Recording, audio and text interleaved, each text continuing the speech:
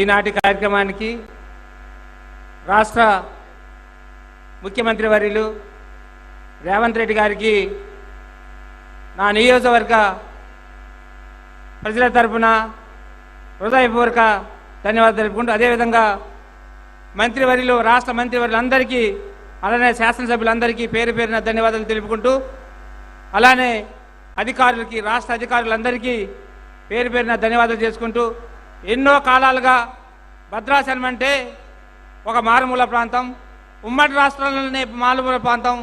ఇక్కడ ఒక ముఖ్యమంత్రి గారు వస్తారంటే ఒక దేవుడిగా చూసే రోజులు. అది ఈరోజు మనకు కరువు అయిందని ఈరోజు చాలామంది భద్రాచలం ముఖ్యమంత్రి గారు వస్తున్నారంటే 1000 కళ్ళతో ఎదురు చూస్తున్నారు. ఎన్ని హామీలు కురిపిస్తారో ఏమిస్తారో అని ఒక ఆలోచనతో ఉన్నారు.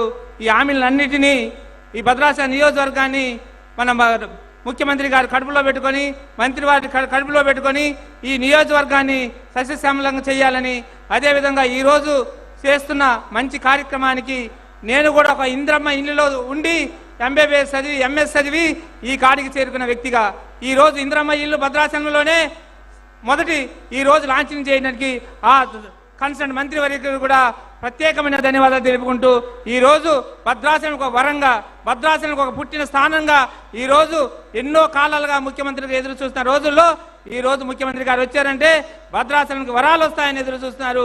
ఈ వరాలని అదేవిధంగా హామీలతో పాటు మీరు భద్రాచలం నియోజకవర్గాన్ని ఈ అంతర్రాష్ట్రాల మధ్య ఉన్న మన నియోజకవర్గాన్ని మీ కంటికి రెపలా కాపాడతారని విన్నవించుకుంటూ సెలవు తీసుకుంటున్నాను.